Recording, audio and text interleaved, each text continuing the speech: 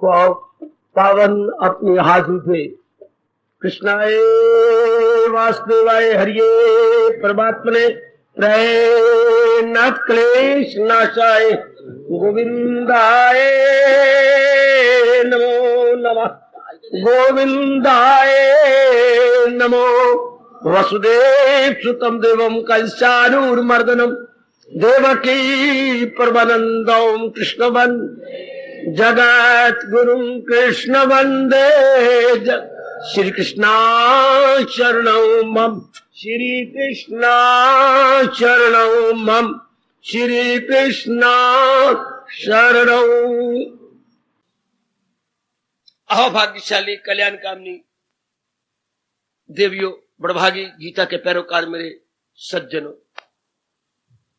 जहां जहां हमें लाक्षणिक अर्थ मिल रहे गए मन में बिठाते चले जाएंगे। एक होते बेटे शाब्दिक अर्थ, शब्द शब्द का अर्थ लेके, पर गीता शाब्दिक अर्थों पे तो जोर ही नहीं देती। गीता तो लाक्षणिक अर्थों पर जोर देती है, इंडिकेटिव मीनिंग या एलिगोरिकल मीनिंग। क्योंकि गीता उच्च कोटि का अद्वितीय अनुपम धार्मिक शास्त्र है और धर्म का काम है जीव का लोक परलोक बना देना, उसको ऐसे साधन बताना, बौद्धिक रूप से, मानसिक रूप से, शारीरिक रूप से, पारिवारिक एवं सामाजिक रूप से वो जिस किसी भी क्षेत्र में काम कर रहा हो उसे धर्म बहुत प्रेरणा देता है ताकि वो अपना जन्म सफल करके जाए, अपना कल्याण करके जाए। इसी आधार पर हम भगवान जी की वाणी का श्रवण कर रहे हैं। कल हमने सुना था पक्षपात के बहुत बड़ी कमजोरी मन में, जिसका परिणाम तबाही। विचार किया, धृतराष्ट्र के अंदर यह बड़ी भारी कमजोरी थी, सारा खानदान उसने नाश करवा दिया अपनी इस कमजोरी के कारण से। जो जितना बड़ा होगा उसमें जितनी कमजोरियां होंगी तो जो उसके साथ संबंध देता है उनका भी नाश होगा। जैसे आप सुन ही चुके हैं, अनाज के संग क्या कीड़े भी पिस जाते हैं, घुन भी पिस जाते हैं। तो बड़े आदमी में कमजोरी की सारा परिवार और वो सारा राज्य ही मौत के घाट उतार दिया गया। हम कल्याणकामी हैं, निगरानी रखेंगे कि हमारे में ये मेंटल वीकनेस ना आने पाए, हमारे में ये कमजोरी भगवान की कृपा से ना आने पाए। प्रभु आपको ताकत दे, आप इन कमजोरियों को जिन पर आप विचार विमर्श कर रहे हैं दूर करते जाएं। ये ना कहना कि कर लेंगे, अब नहीं, अब आयु कितने देर रहेगी, ये तो कल युग है। मेरे जितने युवतियां और युवक बैठे हैं अभी तो भरा जोबन है, कुछ पता नहीं। आजकल अजीब खेल चल रही है, बूढ़े बैठे रहती हैं, जवानों को काल बुला लेता है, बच्चों को काल बुला रहा है। जल्दी हो सके कि ये मेरे में कमजोरी है, बस अभी नहीं तो कभी नहीं। ये गुण मेरे में नहीं है, ये गुण मेरे में आना चाहिए, अभी नहीं तो कभी नहीं। अभी नहीं कभी नहीं दोनों तरफ लगता है। अपनी मानसिक त्रुटि को निकालने के लिए और अपने मन के विकास करने के लिए, गुण को लाने के लिए भी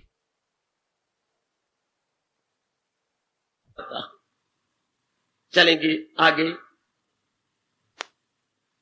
किम अकुर्वत शब्द आता है, क्या की, किम मैंने क्या, अकुर्वत मैंने किया, असमंजस। हालांकि इंसान को पता होता है, एकाग्र हो जाओ। आज मैं इतना ही समझा पाऊंगा, भगवान मुझे शक्ति देते रहे, मैं गीता में छुपे हुए ज्ञान के मोतियों को लेकर आपके अंतःकरण में रख सकूं और आप पुरुषार्थ करना कि मैंने इसको अब अपना लेना है। गीता लाक्षणिक रूप में ली, गीता एक उच्च कोटि के दर्शन शास्त्र रूप में, यानी इंडियन फिलॉसफी के रूप में, इंडियन साइकोलॉजी के रूप में ली जा रही है। गीता चोटी का भारतीय मनोविज्ञान है, गीता उच्च कोटि के हिंदुस्तान का फलसफा है, समझने की चेष्टा में है। किमा कुर्बत, क्या किया, अरे तूने क्या किया, क्या मतलब? उन्होंने किया क्या? हैरानगी के चिन्ह, विस्मयबोधक चिन्ह, अपनी में पढ़ा होगा अपने अपने व्याकरण में, विस्मयबोधक, जिससे हैरानगी हो जाए।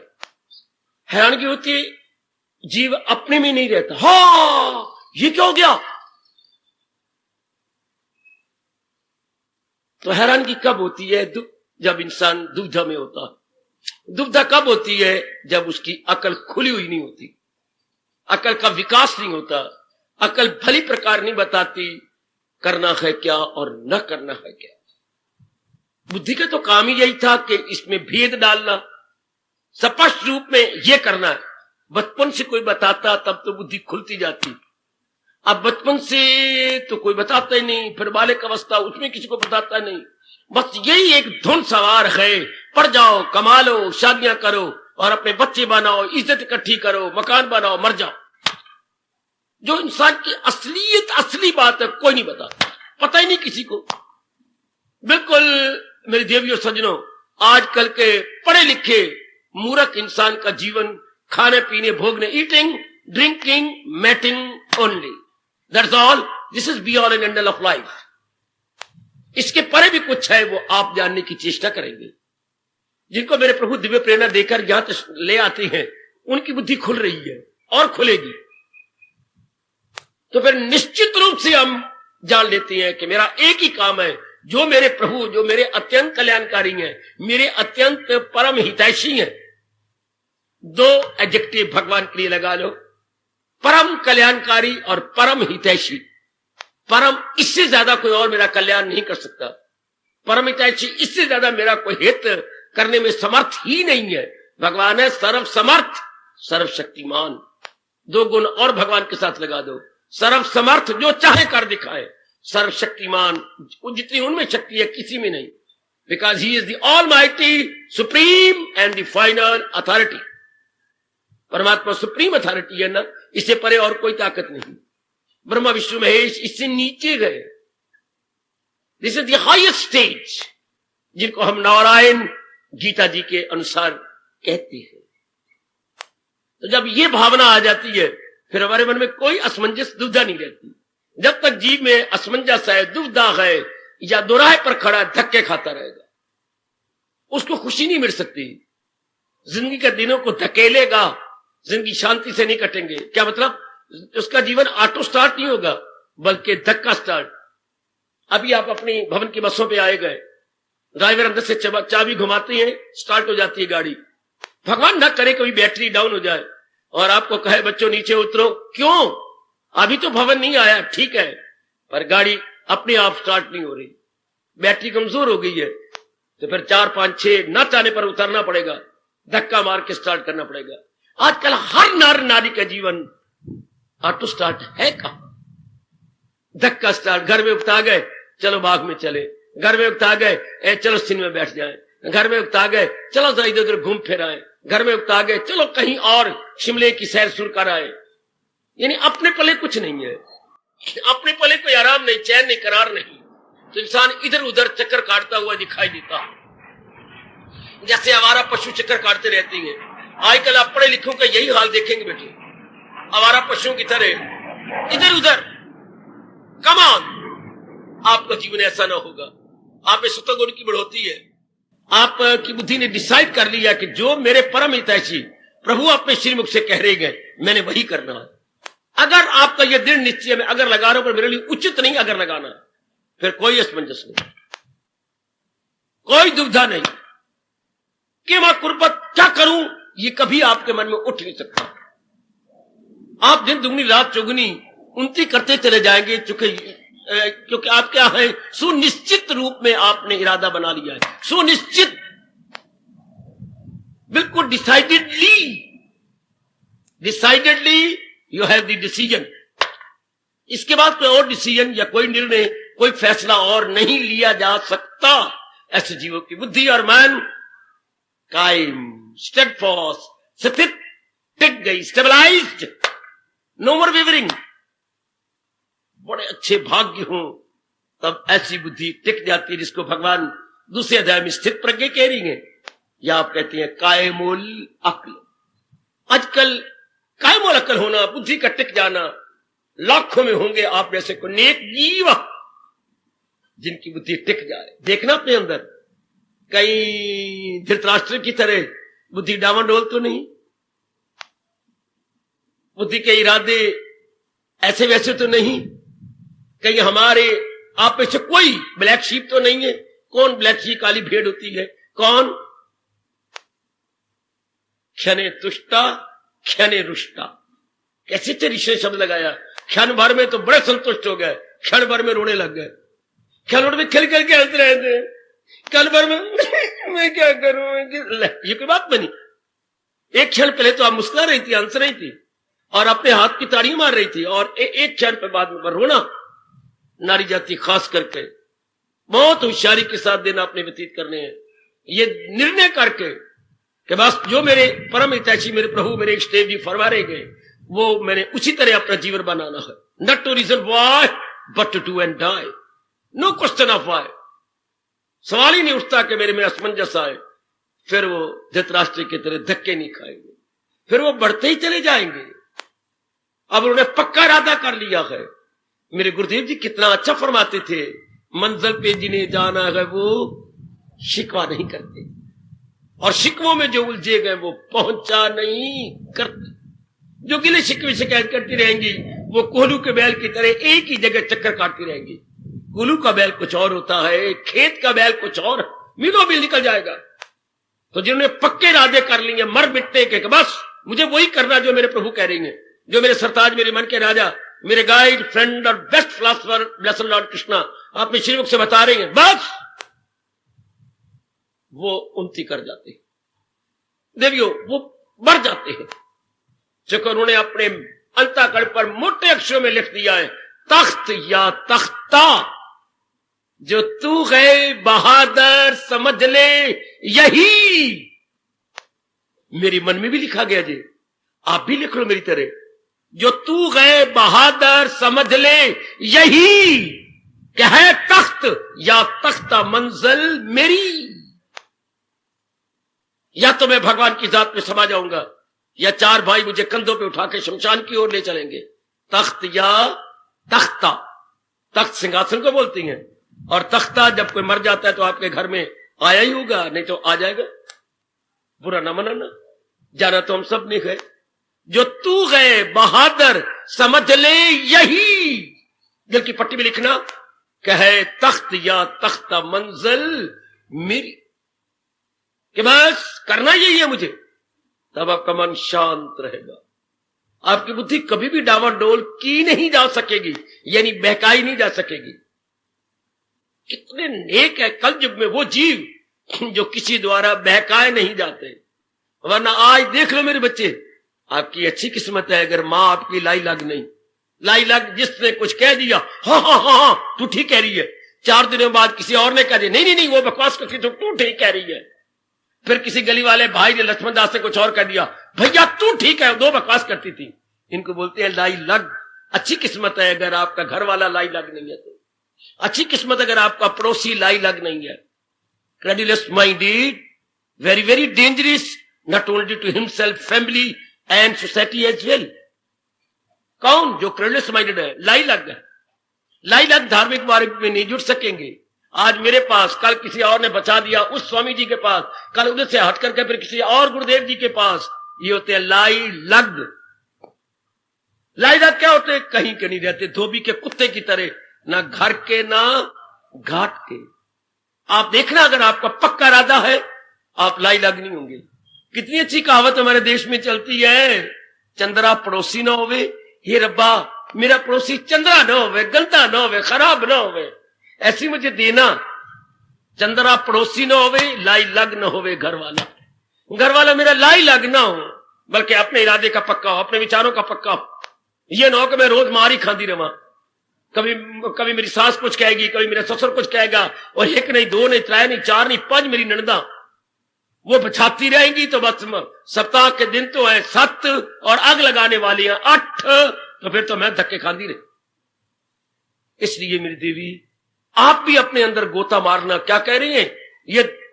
ये सिंहासन पर बैठा हुआ नालायक और मूर्ख धृतराष्ट्र जो क्या है, केमा कुरवर, मिट्टी पाएगा अपने सिर में और प्रजा के सिर में। जिस राजा के मन में यह आ जाए केमा कुरवर, क्यों? वो सोचने लगा, बड़ी भाई रिसर्च हुई इन दो शब्दों पर, कि चलो माना मेरे पुत्र गंदे हैं, लेकिन धर्मपुत्र तो धर्म से पैदा हुआ, धर्मराज से पैदा हुआ, वो तो कभी भी लड़ेगा नहीं। हालांकि ये प्रश्न 10 दिनों के बाद किया गया है। 10 दिन के बाद 10 दिन लड़ाई हो चुकी है, पितामह जी धराशायी जमीन पे गिरा दिए गए गए। अब सूझिए धृतराष्ट्र को, तो संजय बता उनका सब हाल चाल। ये ऐसे अगर राजा बन जाए तो प्रजा का हाल क्या होगा? यथा राजा तथा प्रजा। सुनते आ रही हैं बड़े बूढ़ों से, जब से हमने होश संभाली है। तो ऐसे खुद भी नष्ट होती हैं और देश का भी भट्ठा बैठता है। तो आप अपने आप अंदर देखना कि आप लाई लगना हो ना। विदुर इनके प्रधानमंत्री थे, लाई लगने थे, निश्चित रूप से बात करते थे धर्म के आधार पर। जो दुर्योधन और दुर्योधन के जो है पिता धृतराष्ट्र ने नहीं मानी, तो आजकल की वजीरों की तरह नहीं कि नक भी कटा लेंगे, शूर्पणखा की तरह कान भी कटवा लेंगे। कोई उनकी जमीर नहीं, कोई कॉन्शियस नहीं है, धक्के खाते रहेंगे कुर्सी के 4 पैरों को पकड़ते पकड़ते, फिर भी कुर्सी उल्ट जाती है। यानी किसके भूखे? इज्जत के भूखे, कुर्सी के भूखे। विदुर उनमें नहीं है। विदुर ने हमारे देश को 4 चांद लगाए। विदुर ने समझा कि मंत्री का मतलब है अच्छी मंत्रणा, अर्थात राय देना। उर्दू बोलते हैं मशीरकार। अगर ये मेरी मशीर, मेरी मंत्रणा नहीं मानते, पगड़ी उतार दी। पगड़ी भी और अपना जो था वो प्रधानमंत्री का मुकुट उतार के धृतराष्ट्र के चरणों में, राजा के चरणों में ये रख दिया कि ये लीजिए, बस मुझे नहीं कहा, आपने मेरा कहना नहीं माना तो मैं मंत्री के लिए मंत्री नहीं बना हुआ, मैं आपकी नेक राय के लिए बना। अगर नहीं मानते ये पढ़िए आपकी, और चले गए हमेशा के लिए छोड़ करके। ये मजा आया ना। इनकी एक गीता प्रेस वालों ने ग्रंथ भी निकाला जी, क्या? विदुर नीति के नाम से। एक बार पढ़ने योग्य है। विदुर नीति। नीति क्या होती है? जो बताए शुभ क्या है, अशुभ क्या है, भली क्या है, बुरी क्या है। एक बार मेरे कहने पर लाइब्रेरी से लेकर पढ़ना। विदुर नीति बड़े प्रसिद्ध है सारी दुनिया में। विदुर जी बताते हैं, विदुर की एथिकल टीचिंग बहुत सुंदर बताया। गृहस्थी हो तो कैसे रहो, राजा हो तो कैसे रहो, अगर साधना कर रहे हो तो कैसे रहो, ये भाग कर दिया गया। अगर ब्रह्मचारी गुरुदेव के आश्रम में तो कैसे रहो, समाज में रह रहे हो तो कैसे रहो, तो बड़ा क्लियर किया। इनकी बुद्धि भगवान ने विशेष कृपा करके खोल दी थी, क्योंकि ये व्यास जी के तप के आधार पर पैदा हुए थे। तो बहुत ही नीति निपुण थे, बड़े अच्छे। अगर इनकी धृतराष्ट्र मानता रहता, स्वर्ग होता रहता, पर धृतराष्ट्र अकल का अंधा, आंखों का अंधा, इसकी एक नहीं मानी। उस समय के प्रजा के मंद भाग, जिनको ऐसा गया बीता राजा मिला धृतराष्ट्र जैसा, जो हमेशा सोच रहा किमा कुर्बत, क्या करूं? अगर पत्नी की मानता हूं या व्यास जी की मानूं या जो और ऋषि आए थे, किमा क्या कर, क्या हुआ, क्या होगा? क्या मैं राजा युधिष्ठिर को बनाऊं या राजा अपने पुत्र को बना? पर मैंने तो अपने पुत्र को बनाना है। पर अगर पुत्र को बनाता हूं तो प्रधानमंत्री कुछ और कह रही है, और उधर जो सेनापति है, मुख्य सेनापति, आप जानते क्या कहा देता, अगर आपने युधिष्ठिर को राजा न बनाया तो प्रजा में बगावत हो जाएगी और बगावत का सरदार मैं बनूंगा। ये राजा का मुख्य सेनापति कह रहा है कि विप्लव हो जाएगा और विप्लव का मुखिया मैं बनूंगा। शाबाश, लख लानत धृतराष्ट्र को। फिर भी उसके होश ठिकाने नहीं हुए कि मेरा मुख्य सेनापति कह रहा है कि अगर युधिष्ठिर का हक है कि वो राजा बने, चूंकि वह हर रूप में क्या है, हर रूप में योग्य है। फिर भी नहीं माना। फिर भी धृतराष्ट्र टस से मस नहीं हुआ। देवियों, आप अपने जीवन में देखिए, गीता सिर्फ ये नहीं है क्या पढ़ लिया और रोटी खा ली। बच्चे आप ऐसे बुद्धू ना बनना। मैंने ऐसे देखा है, बस गीता का अध्याय पढ़ा, मन मुन इधर उधर लगा हुआ है और फिर रोटी खा, ये गलत तरीका है। गीता हमारे दैनिक जीवन में काम आती है। मुझे ऐसा बताया गया जैसे पर्स में रुपया आपके बाजार में काम आता है, रस्म रिवाज में काम आता है। पर्स में रुपया ये मतलब नहीं कि पर्स की किसी जेब में पड़ा रहे, आपके पग पग पे काम आता है। तो ये भगवान का जो ज्ञान है हमारे पग पग पे बुद्धि और मन द्वारा काम आता है। भगवान का फरमान ही ऐसा है। फरमा का फरमान क्या है? जो व्यक्ति दुविधा में है, रो रहा है, दुखी है, उसके दूर करने के लिए भगवान ने ये दिया है उपदेश। प्रभु मुझे नहीं समझ आती, मैं क्या करूं, मैं बहुत दुखी हो गया। तो दुखों की जड़ें काटने के लिए, इंसान की बुद्धि पर आए हुए पर्दे को उतारने के लिए गीता का फरमान है। समझ रहे? इसलिए फिर सारी गीता सुनने के बाद ऐसा उस समय का मुझको जिज्ञासु कहता है, पता चल गया, दिल है मजबूत, अब बजा लाऊंगा आपके हुक्म सब। पहले मैं अपने मन के हुक्म मान रहा था, अब मेरे प्रभु मैं आपके आज्ञा मानूंगा। बहुत सुंदर।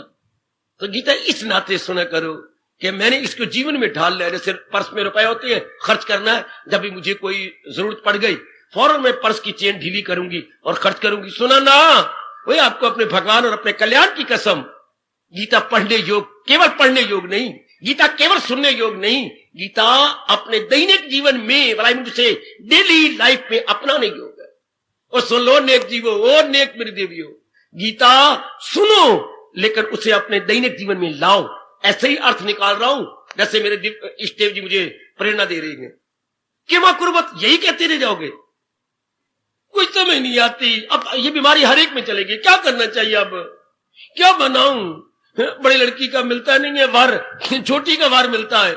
अगर ऐसा घर में हो जाए, भगवान करे ऐसा ना घर में हो, तो मैं अपनी बड़ी बेटी से कहूंगा फॉरवर्ड हो और मां को गले लगा के चूम लो अपनी मां को मस्तक पर, और दोबारा फिर गले लगाओ और पिताजी से प्यार करो और कहो पिताजी मैं आपकी बच्ची हूं, आपकी जिम्मेवारियां हमारी जिम्मेवारियां हैं।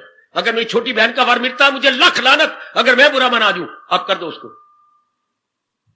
जो जिम्मेवारी पूरी हुई वही अच्छा। मां बाप अंदर कामते रहती हैं, बुरा मनाएगी, क्योंकि हमारे देश में गंदी कहावत भी चलती है, क्या, देख बाबल दी करनी, वड्डी बिठा के छोटी परनी। ये बात बड़ी डरा देती है, बात बड़ी डराती है। पर अगर कोई भी भाई ऐसा, जो छोटे भाई की मंगनी हो रही है, शादी, बड़े भाई पिताजी के चरण पकड़ ले, पिताजी बिल्कुल ठीक है, आह वटिया सो खटिया, वो मेला लगा होता है बच्चे, तो बाकी 1 घंटा रह जाता है। हाँ, तो जो भाव उस मां के पुत्र ने शुरू में लगाते, वो आधो आध आ जाता है। वो ये क्या है, वो तू ये हमें दे रहा था 20 रुपए किलो मिठाई, अब 1 घंटा रह गया है, अब मैं अपनी सिर में पाऊं ये मिठाई घर में लेकर, इसलिए मैंने कहा 10 रुपए किलो। अगर आधा घंटा और गुजरेगा तो रब दी सौ मैंने 6 रुपए किलो कर दी। हाँ, और अगर फिर भी किसी ना उठाई, और जो खोते पे चढ़ देना सारी मिठाई उसके आगे फेंक के चला जाऊंगा, मैंने अपना खर्चा पूरा कर लिया। तो इसको बोलती हैं भाई क्या, वटिया सो खटिया। अब तो आखिर टाइम आ गया, तो वटिया सो जो मुझे मिल जाएगा, मैं समझो यही मेरी खट्टी है, यही मेरी सब कुछ है। देखिए उम्र गुजरती जा रही है। हाँ, अब तो गीता इस तरह पढ़नी है कि बस अब इसको मैं जीवन में ढाल लूंगी। ये बड़ी भारी कमी जी, रामायण सुन लेंगे, भागवत पुराण सुन लेंगे, गीता जी सुन लेंगे, अपनाना कुछ नहीं।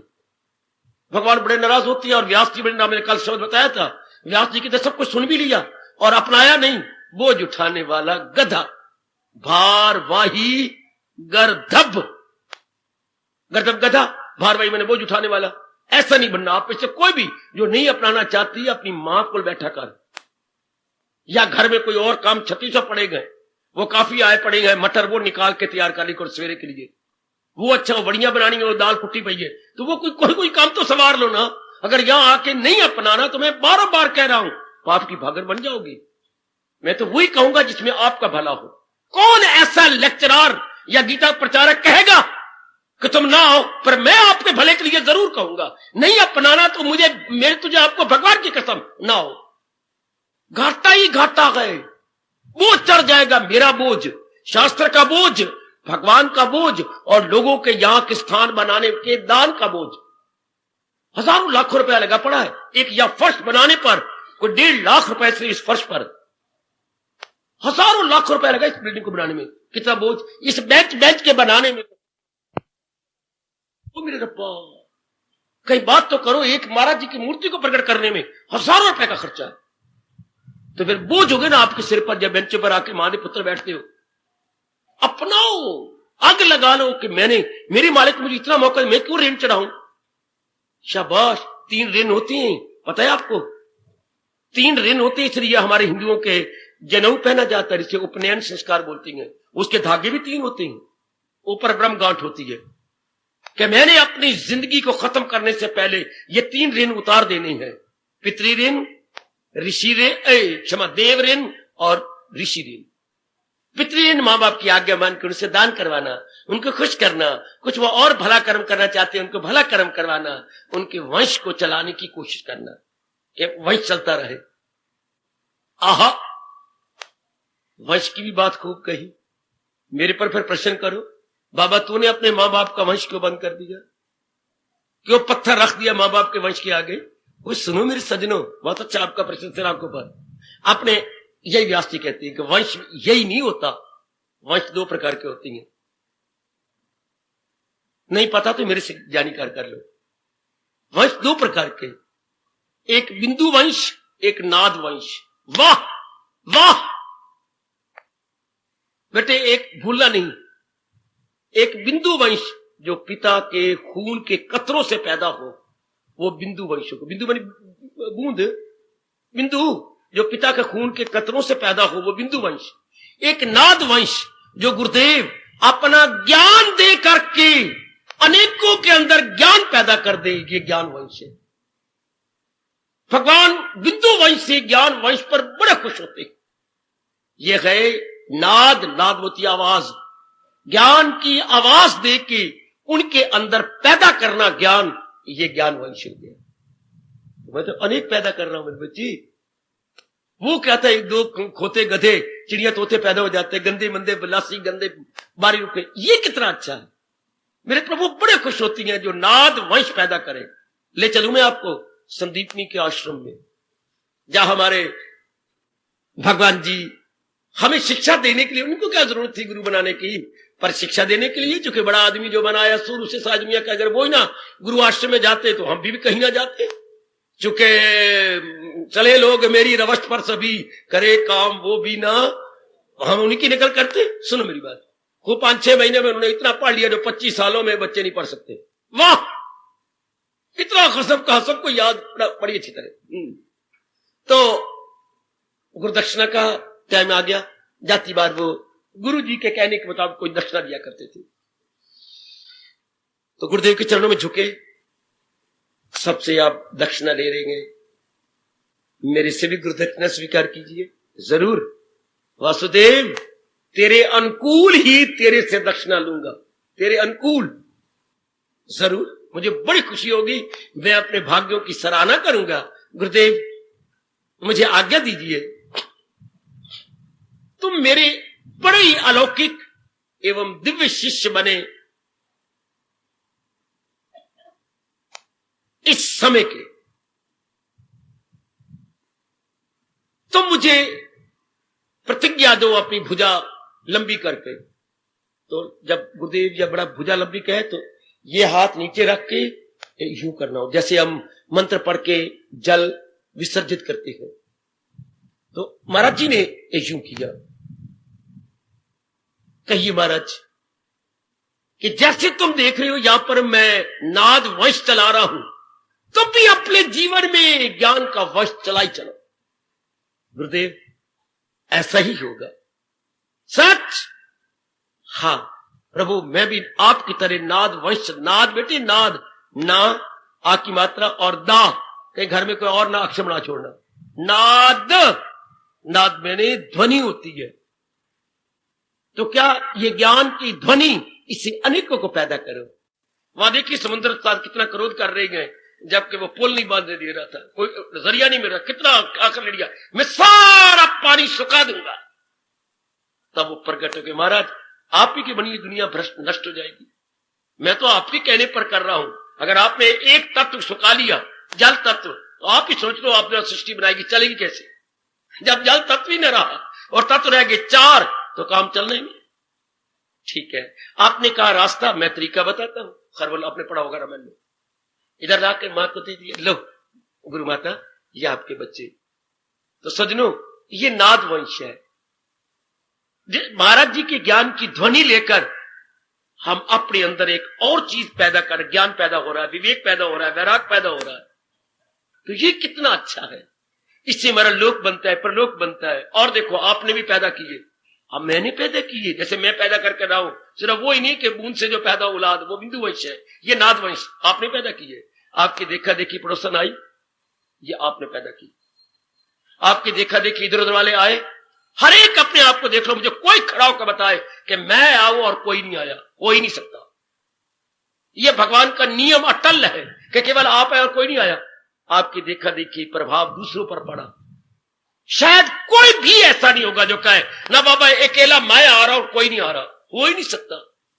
जरूर आपके आदर्श जीवन को देखकर हां कोई आया होगा, वो आपने पैदा किया। जरूर कोई पड़ोसन आई, आपके पति देख के आए होंगे, आपकी बेटी देख के आई होगी, आपका नवा नवा जवाई देख के आया होगा और उसको चस्का पड़ गया। आप मुझे कई बताते हैं जो हमें लाए थे वो तो आते नहीं, पर हमारे से तो वापस जाया जाता नहीं। देख लो, आप देख लिया, आप आए और कईयों ने तो कमाल ही कर डाला है। यहां इतना लाभ उठाया कि पति भी वहीं से लिए, पुत्र भी यहीं से लिए, धियां भी यहीं से ली। अभी आगे आगे देखिए होता है क्या। ऐसा अपना वंश फैला लिया है, कितना लाभ उठा लिया। तो देखा देखी इंसान बिगड़ता गए, देखा देखी इंसान संवरता। संग लग तरिए कुसंग लग मरिए। तो ये वंश आपका नाद वंश इसी तरह चलता है। ये नाद वंश इसी तरह ये और भी आगे बढ़ेगा और बढ़ेगा। खुद भगवान कहती हैं कि वो नाद वंश की परिभाषा क्या है, यूं ही नस्ल दर नस्ल आया है योग। इसको हम कहेंगे परंपरा से योग चलता आ रहा है, चलता जाएगा। हम अपने शब्द है राष्ट्रभाषा का, परंपरा से। ये सब परंपरा चलती रहेगी। ये भगवान का फरमान ही ऐसा होता है कि एक को जैसे एक को देख के खरबूजा, खरबूजे को देख के खरबूजा रंग पकड़ता। ये धार्मिक व्यक्तियों के बारे में बिल्कुल सच्चाई है। खरबूजे को देख के खरबूजा रंग पकड़ता है। आपको देखा देखी कई अच्छे बन गए। तुम ऐसे घराने में आई जिस घराने में आपके पतिदेव यहाँ के बड़े प्यारे, आप पे रंग चढ़ गया, चढ़ गया। और आपका बच्चा जो है आता है, रंग चढ़ गया। अभी छोटी उम्र से ही कह रहा है हरे कृष्ण हरे कृष्ण हरे कृष्ण, जय भगवद गीता जय भगवद। अभी आगे आगे देखना जरा, भगवद गीता तो अभी हो रही है ना, आगे जरा क्या होता है। धीरे धीरे करके रंग चढ़ता है, धीरे धीरे। तो कमान हमने अपने अंदर देखना है कि मैंने आना है, मैंने अपनाना है। और ये नहीं कि मैं कुर्बत में रह जाऊं ना, कि मैं कुर्बत में नहीं रहना। जिंदगी गुजर जाती है। भगवान मैंने अभी कहा था नरा अगर नहीं पूरा अपनाना तो इसी में नहीं रह जाना। काफी व्यक्ति इसी में कर लेंगे, आप ये कर लेंगे, मेरा ये हो जाए, मेरी इसकी शादी हो जाए, फिर मैं ये कर लूंगी, फिर धक्के खाओगे आप।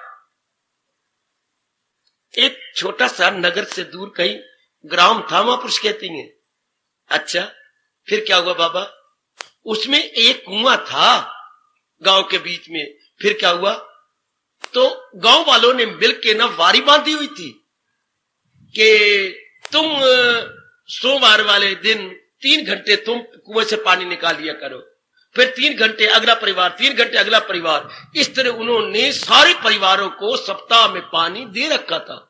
3-3 घंटे जितने तेरे खेत भरते तू भर ले, कुआं तो एक ही था ना। सुनो सुनो, तो तुम्हें कोई भी ना सुना, मैं झूठी बातें नहीं सुनाता, सच्ची सच्ची बातें सुनाता हूं, पवित्र बातें सुनाता हूं सैनी जी आपको, झूठी बातें नहीं। झूठी बातें होती है अद्धा खरबूजा सैनी ने खाया, अद्धा छोटे पुत्र ने खा लिया, तो झूठा हो गया। तो ये भगवान का ज्ञान तो एवर फ्रेश एवर ग्रीन। तो वो टाइम बटा हुआ था, तो पानी इस तरह खेत में चला जाता। ठीक है मेरी देवियों मेरे सजनों। अच्छा फिर एक उनमें फत्तू था। फत्तू, फत्तू का मतलब ना सियाना था ना कमला। नीम सुनाई, नीम मैंने अद्धा, जैसे आप कहते हैं एक करेला एक नीम चढ़ा, और नीम के मैं वृक्ष के ऊपर चढ़ गया। नहीं, कई मूर्ख अर्थ लगाते हैं, नीम मैंने कच्चा रह गया। एक तो करेला पूरा पक्का है, नहीं तो बड़ा गंदा लगे, कैसे खाओगे। नीम चढ़ा का मतलब ये नहीं रस के ऊपर चढ़ गया। नीम चिरा मैंने पूरा पकाया नहीं गया, कच्चा पकाया गया, जिसको आप बोलते हैं नीम सुदाई। नीम सुदाई का मतलब ये नीम खा के सुदाई हो गया है, नहीं, नीम मैंने हाफ मैड, आधा बेवकूफ है। तो ऐसे ही था कुकू, अर्थात नीम सुदाई। उसकी जब वारी आई, हाँ, तो देख उन दिनों ये जो लोटे होते थे, जिनको आप यहां वाले वाले बोलते हैं टिंडे, वो सब्जी वाले टिंडे नहीं, तो ये लोटे के टिंडे नहीं होते थे, आजकल वो बनाने लग गया। बड़ा अच्छी बात है, आजकल आप चादर के टिंडे बनाते हैं, लोहे की चादर के टिंडे। वो बार बार उन दिनों थे मिट्टी के लोटे, मैं लोटा बोलूंगा, टिंडे नहीं। मैं तो टिंडे सब्जी बड़ी अच्छी लगती है, तो मैं टिंडों को ये बना दूं, ये लोटे तो मेरे बात कम खराब है। तो कमान, तो देखा उसने, वारी तो मेरी आ गई, लेकिन आज तो काफी लोटे टूटे पहन, तो पानी तो थोड़ा आएगा, क्योंकि अगर सारे लोटे होंगे तो पानी भर के आएगा। नंदलाल, ए मेरी भोली वाली देवी हो, सारे अगर माल बोलते हैं नीचे से ऊपर तक, माल में सारे लोटे होंगे तो पानी बड़ा भारी होगा और खेत काफी भर जाएंगे। तो फिर क्यों ना, लोटे को ढेर लगा पड़ा था, तो फिर क्यों ना मैं पहले लोटे बन लूं। गुग्गू ने लोटे बनने शुरू कर दिए, माल को हाथ से घुमाता, दो लोटे लगे होते नीचे, दो लोटे टूटे पैर, फिर उनको बांध के रखता, फिर आगे घुमाता, फिर 3 लोटे पैर, लोटे बांधता रहा, सारे लोटे बंद हुए। उसमें शायद 100 लोटे टूटा हुआ था, 100 अधवा टूटे हुए थे, सारे पूरी माल हो गई पूरी। अब तो पानी भर के आएगा, निसार जो नीचे लोहे की बनी होती है गिरेगा और आगे नाली में जाएगा, तो खेत जल्दी भर जाएंगे। पूरा शानदार। अब अपने बच्चों की अपने बैलों को ले आए, लेकिन इसी में 3 घंटे खत्म हो गए, और 3 घंटे को होता पानी। फत्तू ने 3 घंटे लोटे बंदे वारी गई। अब उसने आ गया, ऊपर से आ गया, ओए फत्तू तेरी मां, फत्तू तेरा प्यो, कि तू फत्तू नहीं है तो तू क्यों आ गया? मेरी वारी आ गई, 3 घंटे गुजर गए, देख ले, सिर मार के तेरा यहीं से फेंकूंगा शमशान के अंदर। क्यों? इतने में इकट्ठे होकर भी तो मार बोले देगा, क्या बात? फत्तू अब हमारी बात सुन, 3 घंटे वास्ते पानी मंगे है ना, हाँ, तो तेरे 3 घंटे तो गुजर गए, तो अब तो मेरा खेत सूख जाएंगे, इतनी गर्मी पड़ रही है, तो फिर तुझे 3 घंटे नहीं मिले थे, फिर मैंने क्या किया भाई? मेरा पानी थोड़ा आ गया, मैं लोटे बंदा रहा। गांव वाले सारे हंस पड़े कि भाई तुझे वारी तोड़नी पड़ेगी। तो कहावत मशहूर हो गई, फतू दी क्या लोटे बंदियां वारी गई, लोटे बंदियां वारी गई। और रब दा वास्ता जे मेरी और मेरे भगवान की लाज रखना, कहीं सोच दे उम्र ही ना गुजर जाए। वो तो फत्तू था, पर आप सारे ना फत्तू बन जाइए। वो लोटे बंदियां 3 घंटे गुजर गए, सोच दिया कर लवांगी, या धी ब्याह लवा, पुत्र की शादी हो जाए, अब फलाना काम कर ले, तो वो लोटे बंदियां वारी गई। अभी करी, अभी उस फत्तू का काम था 10-12 लोटे बन के चला लेता। फिर सारी रात होती है खाली, रात को किसी की वारी होती तो आके लोटे बन लेंदा। कमला अपनी वारी में लोटे बंदियां कहावत होगी, लोटे बंदियां वारी गई। और आपा दी कहीं निश्चय करते करते दुविधा में पढ़ते ही वारी गई। ऐसा ना हो कोई। आमतौर पर सत्संगों में ऐसी देवियां होती हैं, कर लवांगे, बन जाया, कब कर लेगी? काल ने आके निचोड़ देना है, जैसे कबूतर को बिल्ली आकर के बिल्कुल ही मरोड़ देती है। वैसे मैं अगर उंगली उठा के चुनूं तो मेरी आंखें बता रही हैं, हाँ, ऐसे फत्तू फतियानियां मैं कोई यहां से 20 पक्की निकाल लूंगा, जो लोटे बंदे वारी घुसा रही हैं। और कईयों के मन में चोर घुस भी गया, बाबा मैं उस फत्तू दी बहन हूं। फत्तू दी बहन, एक फत्तू दी मां भी बैठी है।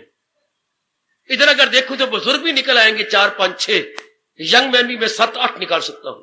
पर ये गलती है ना बेटे, अनमोल अवसर तो जा रहा है ना। कोई भी हमारे में ये ना हो फत्तू की तरह लोटे बंदियां आगे आप बोलो, लोटे बंदियां वारी गई। बड़ी चंगी कहावत थी, बड़ी शिक्षा से भरी हुई, लोटे बंदियां वारी। अब अगले की बारी आ गई, कर लवेंगे, अब जरा हो जाएगा और बन जाएगा। और उधर रब क्या कह रहा है? न छोड़ा अभी जिसने मगर कर लिए जेर तैशे। शरीर के अवधि, शरीर के period with in the allotted period of life हमने पूरा कर लेना। वो 3 घंटे में, वो बुद्धू रात को आके कर लेना, वो अपने 3 घंटे लोटे बनने लग गया, गई वारी गई। तो सोचते ना रहना किसकी तरह, इस मूर्ख महामूर्ख किसकी, धृतराष्ट्र की तरह। केमा कुर्बत मिट्टी तेरी तेरे सेरे श्वा, क्या हुआ, क्या बना, क्या हो गया? 10 दिन लड़ाई हो गई, पितामह जी नीचे आए पड़े गए, तीरों की सेज पे लेटे पड़े गए। अब ये मां का पुत्र कह रहा है नलायक, सारी प्रजा को दुखा दिया और सारी प्रजा को दुख दे दिया। अब कह रहा है कुरुक्षेत्र की धर्म भूमि पे जब मिले पांडवों से मेरे लाल सब, तो संजय तो लड़ाई का दिल में, तो संजय बता उनका सब हाल चाल।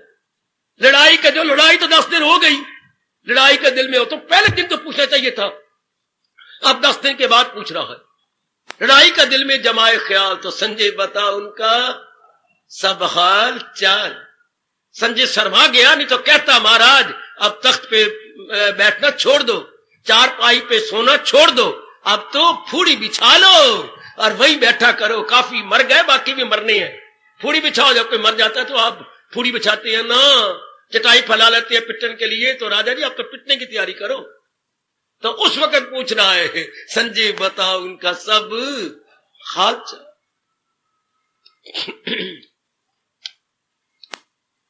ध्यान देना, काश के मैं आपके लिए कर सकता, पर परमात्मा ने ये नियम नहीं बनाया। कभी कभी मुझे शिकवा होता है, मैं मेरे पास सारा दिन अपना, सारी रात अपनी है, मैं आपके लिए कर देता।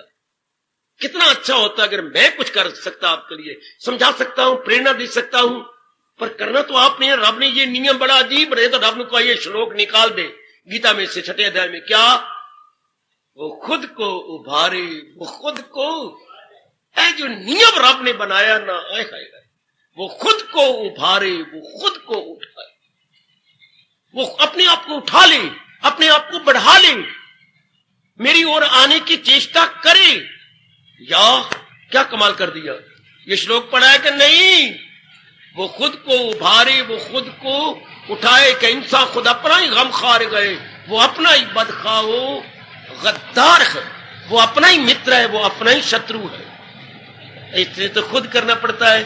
इसलिए पहले श्लोक से भी क्या क्या क्या हमें मिल पा रहा है कि मैं कुर्बत में नहीं, क्या हुआ, क्या बना, लड़ाई हुई भी सही, कितनी लड़ाई हुई, या धर्म पर युधिष्ठिर था, वो तो उसने लड़ाई की ही नहीं होनी, क्योंकि धर्म भूमि पे मिला होगा, धर्म का प्रभाव पड़ा होगा, तो उसने कहा ना मैं नहीं लड़ता, ये राजपाट सारा यो धंधा हो गया। क्या उसने ऐसा किया? पर वो करता कैसी? उन्हें तो कहा था मैं 5 गांव दे दे, लेकिन मां ने कहा नहीं, जिसके लिए मैंने तुम्हें अपना दूध पिलाया है वो समय क्षत्राणी का आ गया है। मां ने आज्ञा दी कुंती ने कि क्षत्राणी जिस कारण से बच्चे पैदा करके अपना दूध पिलाती है वो समय आ चुका, लड़ो और अपने अधिकार को ले लो। शाबाश, ये मां की आज्ञा थी, और मां की आज्ञा सच्चाई से कह रहा हूं इन पांडवों के लिए परमात्मा की आज्ञा थी। वरना दुनिया के तख्त पर कभी दूसरा दृष्टांत है, जब ये भिक्षा मांग के लाती थी ना पांचों, तो कहते मां हमें बड़ी अच्छी भिक्षा लेके आए, बांट लो सारे भाई बांट लो, थोड़ा सा हिस्सा मुझे भी दे दो। ये मां का तकिया कलाम था। तो एक दिन द्रौपदी भी ले आए, तो वही कहा मां हम बड़ी अच्छी भिक्षा ले आए, बाहर आके देख, बांट लो थोड़ी सी मुझे भी दे देना। ओए मां तूने क्या कह दिया, बाहर तो आज द्रौपदी ले आए हैं, तो मैंने क्यों कह दिया बांट, और तूने कहा बांट लो। कोई बांटने वाली चीज है? हाँ, हैरान हुई, आप से बाहर हो गई, शरीर से परे। फिर पता लगा धर्मराज ने बताया नहीं, होना ही ऐसा था।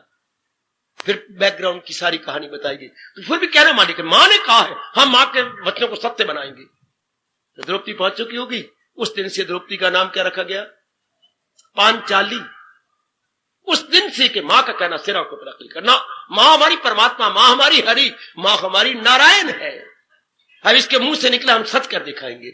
अब इसके मुंह से निकला कि लड़ाई का समय आ चुका है, मेरे दूध को लज्जाओ नहीं, मेरे दूध को सफल करो। तो फिर तो कट मरेंगे, हट मरेंगे नहीं। देवियों, दूध में न रहना, शेरनी बन जाओ। मेरे भगवान ने आपको और मुझे गीता सुनने का, अपनाने का सुअवसर दिया है। नहीं, स्वर्ण अवसर दिया, तो अपनाने की पूरी चेष्टा करो। दूध में न रह जाए, उस बेवकूफ की तरह लोटे बनते बनते हमारी न घुसा दे, कर लवेंगे कोई समय आबज हो गया। नहीं, अभी मेरे गुरु ने आग लगा दी मेरे अंदर, ये कह करके अभी नहीं तो कभी नहीं। बहुत ही अच्छे, बड़ा लाभ उठा रहा हूं। भगवान के जीवन के अंतिम सांस तक लाभ उठाता जाओ। और काफी बच्चों में जो भवन में रहते हैं ये आदत डालने की पूरी कोशिश की है कि भाई करो, छोटी सी चीज के लिए भगाता हूं बाजार में, जाओ भाई बाद में पता नहीं कल क्या हो रहा है, ये चीज चाहिए हमें, ये अभी ले आओ। हमने इस चीज को बड़ा पक्का करने की कोशिश की। इतनी सी चीज होती है तो भी भगाती है फौरन, छोटी चीज होती है। कल कुछ भाई ने कहा हमने कनक देनी है मंदिर, इसी वक्त उसी वक्त भगाया, साइकिल पे ले जाओ और जो कनक में गोलियां डालती हैं हमारे पास तो नहीं है, भाग के खरीद के ले आओ। शाम को हम जाएंगे, नहीं शाम की किसने देखी, दोपहर भी किसने, अभी जाके लेके आओ। पता नहीं अभी लेके आ जाए, शाम को लेके आ जाए, क्या करोगे फिर? पहले वो गोलियां डाली जाती हैं, ऊपर कनक डलती है, फिर जनता की कनक खराब हो जाएगी उसी समय। नहीं ये चीज अब यानी अभी जाइए। अगर आप भी ऐसा कर ले बड़ा लाभ उठाओगे, अभी नहीं तो नाउ और नेवर। बुराई हो तो मेरे में ये बुराई मैंने रियलाइज कर दिया, अव्वल तो अनुभव करना बड़ा मुश्किल है कि मेरे में बुराई है, और अगर भगवान हमें रियलाइज करते बस अभी निकालो, अभी निकल जाए बात तो बस। और ये देखा कि ये गुण जो मैंने गीता से मेरे में तो नहीं है, अभी लो, करो प्रार्थना भगवान से और कहो प्रभु ये गुण मेरे में आ जाए, और ये मैं रियलाइज कर रहा हूं कि ये अब गुण निकल जाए मेरे से। अभी नहीं तो थोड़े दिनों में साधना पूरी हो जाएगी। थोड़े दिन में अगर मन को आप ढील ना दें, थोड़े दिन में आप अपने घर में पहुंचे होंगे। वरना इतना कहता कहता है संजय, क्या धृतराष्ट्र खत्म ही हो गया बेचारा। केमा कुर्बत संजय, केमा कुर्बत संजय, संजय क्या हुआ, संजय क्या बना। और इसके लिए लानत, धृतराष्ट्र के लिए क्या लानत। संजय को प्रधानमंत्री बना रखा है नहीं प्रधानमंत्री, मैं तो कह रहा हूं, क्या संजय इसको राय देने लग गया है। संजय वाकई नीति में निपुण था, नेक था, अच्छा था, हाँ, लेकिन है तो इसके 4 घोड़ों के रथ चलाने वाला है। संजय ड्राइवर है, हाँ, घोड़ों को लेद उठाता है, घोड़ों का पेशाब उठाता है, घोड़ों को खरखरा मारता है, घोड़ों को दाने खिलाता है, हाँ। संजय तो कुछ इसने बना रखा है, वरना विदुर के बाद कोई मंत्री नहीं इसका बना, कोई तैयार भी नहीं हुआ कि ऐसे गंदे राजे का जिसको विदुर छोड़ गया है, हम तो इसके पास कभी मंत्री बनने को तैयार ही नहीं। तो मेरा अब ये मरे क्या करे, इसने अपने संजय को ही कहा कि तू ही मेरा मंत्री बन जा। हमारा मंत्री तो है बनता नहीं, मेरी तो है सूत जाति। उन दिनों सूत जाति घोड़े पालती थी, सूत जाति उन दिनों कई जातियों में से एक थी सूत जाति। तो सूत घोड़े पालना, बग्घियां चलाना, यही काम करना। तो हमारा मैं तो सूत जाति का हूं, ये तो किसी उच्च कोटि के जाति का काम है, पर मैं तो नहीं मंत्री बनता। अच्छा वैसे तेरी बुद्धि अच्छी है, मुझे जब कुछ पूछा करूं तो अपनी बुद्धि, हाँ ये मैं कर दिया करूंगा, जब कोई पूछा करूंगा तो मैं जो मुझे पता होगा मैं आपको बता दूंगा।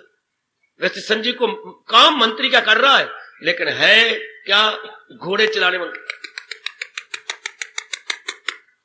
यूं चलाने वाला है।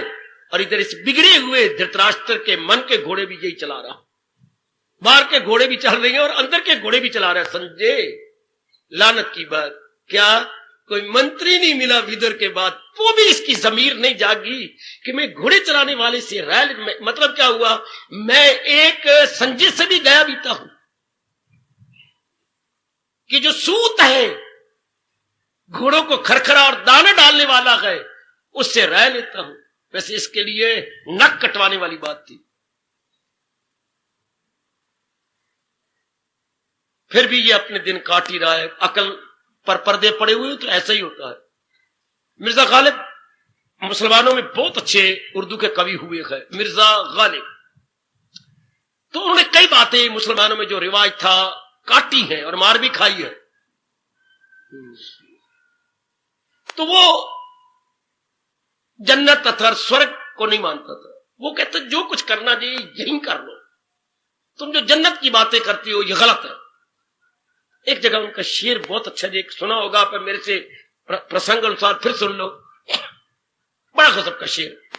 हमको मालूम है जन्नत की हकीकत, लेकिन अरे मुसलमानों, शेखों, पादरियों, तुमने बेकार रखा है हमारी मुस्लिम जनता को कि जन्नत में हूरे हैं, परियां हैं, और ये बहता है और वो बहता है और मौजा बहारें होंगी, वो तुम्हारी इंतजार कर रही है, थक गई है उनके नैन देखते देखते। कहता गलत, हमको मालूम है जन्नत की हकीकत, लेकिन दिल के बहलाने को गालिब ये ख्याल अच्छा है।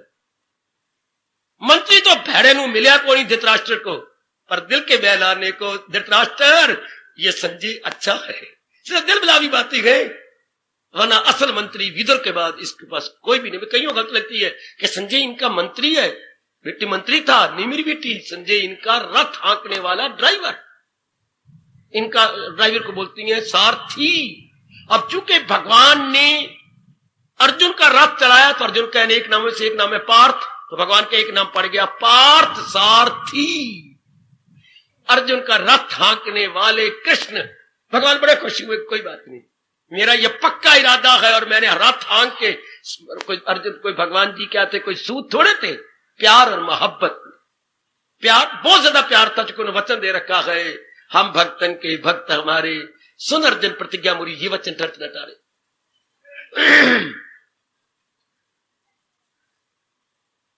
मैं एक दृश्य दिखाने जा रहा हूं महाभारत का, जबकि कंस, जिसका बहुत ज्यादा प्यार, अभी तो कुंवारी अवस्था थी, किसकी प्रति, अपनी चाची की लड़की चचेरी बहन देवकी के साथ था। अच्छा, देवकी चचेरी बहन थी, तो और क्या कहते हो तुम, जो समझ रहे हो तो गलत है। चाची की लड़की थी तो चचेरी बहन, बड़ा प्यार था, बहुत प्यार। तो जब, और ये इनके परम प्रिय मित्र थे वसुदेव। बेटे वसुदेव, अगर बीच में आ की मात्रा लगा दोगे तो वो कृष्ण की तरफ अर्थ हो जाएगा। वसुदेव के बेटे कहलाए जो, क्या बन जाएगा, वासुदेव। फिर आ की मात्रा आके एडजेक्टिव बन जाता है, यानी विशेषण बन जाता है, वरना पिताजी का नाम है वसुदेव। बेटी वसु, वा सा में छोटी की मात्रा, वसुदेव, ठीक, बड़े प्रिय मित्र थे। तो इसने, कंस ने, क्योंकि मित्र भी थे, बड़े सत्यवादी भी थे, अनेक गुण थे, तो कंस ने प्यार में भर के झोली फैलाई थी। झोली तो मैं फैला रहा हूं, उन दिनों ये नंगे मनंगे रहते थे सारे ही, भगवान कृष्ण भी, और सारे ही भाई नीचे का धोती ली पहन, और इसी धोती का एक हिस्सा उत्तरीय वस्त्र बना लिया। जैसे आप मां दी धियों ने साड़ी पहन रखी है, नीचे भी पहन लिया और यूं लपेटा दे के कुछ ऊपर भी ले लिया। तो ये भी ऐसे ही करते थे, उत्तरीय वस्त्र बोलते थे। बेटे आप सब जानते होंगे उत्तरीय वस्त्र, तो उत्तरीय वस्त्र खोल करके यूं कर दिया, आज मैं तेरे से, हाँ क्या करें आप राजकुमार हैं, कल आप राजा बनने वाले हैं मथुरा के, मेरे से कुछ मांगती, मैं तो आपका मित्र, मेरी जान भी हाजिर है। सच? हाँ, मेरी देव की बहन पत्नी बना ले। पत्नी? क्या कह रहे हो आप? तो मेरी पहली पत्नी का क्या बनेगा? पहली पत्नी कौन सी थी? रोहिणी, रोहिणी, हाँ में छोटी की मात्रा, रोहिणी थी। हाँ, तो उनका कोई बात नहीं, उनको मैं मनाऊंगा, वो बड़ी उदार चित्ता है, उदार चित्ता, broad minded, she is very liberal, broad minded, मैं मना लूंगा। लेकिन चूंकि मैं उधर अत्यधिक प्यार करता हूं, इधर तेरे से करता हूं, तो मेरा प्यार दोनों के साथ मिल जाए। अच्छा, मैं इनकार नहीं कर सकता। चलो, हो गई, लावा फेरे हो गए। अब पहुंचाना है, सोने का रथ रुथ सब तैयार, और पहुंचाना है क्या, वसुदेव जी के महल में, ठीक।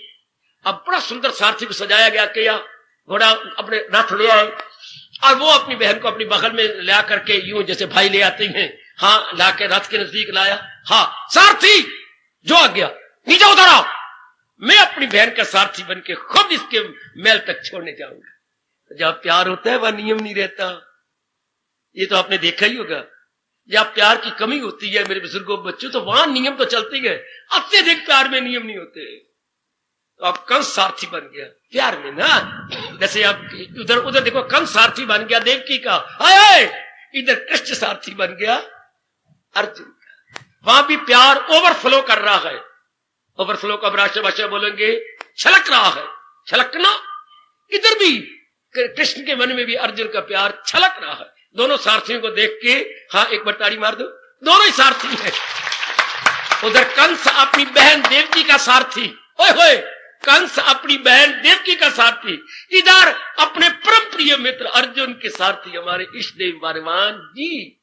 इसी देवकी से ही हमारे प्रभु प्रकट होते हैं, शाबाश, इसी देवकी से। और रथ हाँके जा रहे, मैं चलूंगा बहन, मैं तुम्हें अपने घर तक, अपने नए नए जो बन गया आपका ससुराल, वह मैं छोड़ आता हूं। हाय हाय, वहां नहीं बैड़ी आकाशवाणी, तूने रस्ते में गुड़ गोबर कर दिया बेटे, इतनी बड़ी बेली 10 किलो की रस्ते में गोबर हो गई। इस आकाशवाणी ने काम खराब कर दिया। अरे ओ कंस, मैं नहीं आगे बोलता, आगे आप सब जानते हैं। तो सज्जनों, आप अपने अंदर जाति मारना मेरी देवियों, कि हम किम अकुर्वत में न रह जाए।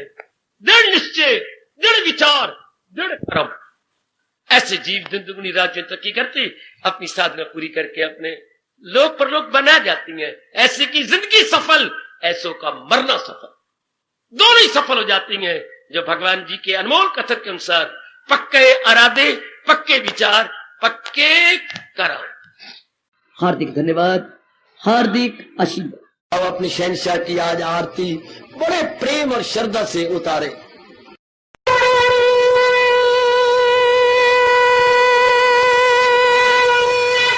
ओम जय जगदीश जय हरे स्वामी जय दीनानाथ हरे भगत